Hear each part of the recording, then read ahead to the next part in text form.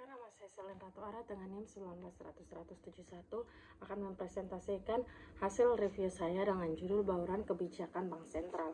Yang pertama, paradigma kebijakan Bank Sentral pasca krisis keuangan global. A. Bank Sentral dalam pasaran krisis. Pertama, selain mandat stabilitas harga, Bank Sentral perlu mempunyai mandat untuk mendukung stabilitas sistem keuangan. Dari satu sisi, mandat kebijakan moneter berdampak pada stabilitas sistem keuangan melalui suku bunga, nilai tukar, likuiditas, dan kredit perbankan, serta keputusan perusahaan dalam investor dan melakukan investasi. Kedua, ketidakseimbangan makroprudensial yang tercermin pada produktivitas keuangan dan resiko sistematik tidak dapat diatasi melalui kebijakan suku bunga atau penyatuan dan pengawasan makroprudensial.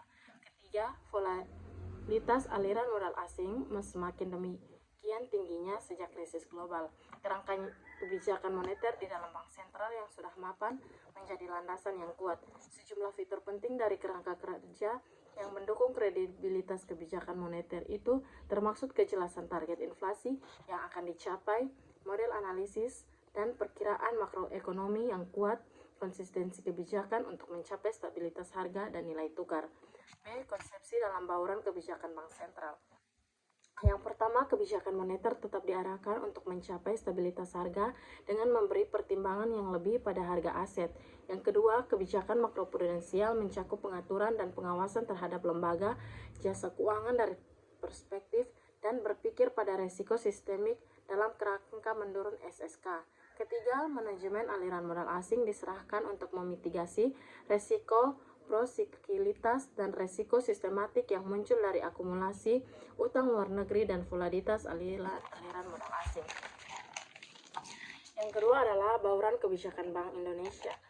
Yang pertama, sasaran dan instrumen bauran kebijakan. Sasaran akhir kebijakan moneter adalah stabilitas harga dengan stabilitas nilai tukar yang dilakukan agar konsisten dengan pencapaian stabilitas harga tersebut dan mendukung stabilitas makroekonomi secara keseluruhan, termasuk dalam pengelolaan defisit transaksi berjalan dan aliran modal asing.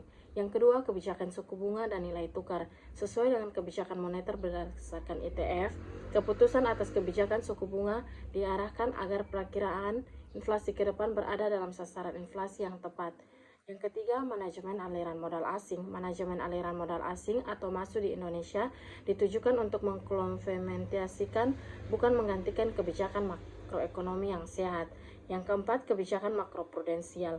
Di Bank Indonesia, selain memperluas analisis dan perakiraan makroekonomi dengan memasukkan keterkaitan makrofinansial dalam perumusan bauran kebijakan, sejumlah pendekatan dan model dikembangkan untuk melakukan asesmen pertumbuhan kredit perbankan yang optimal.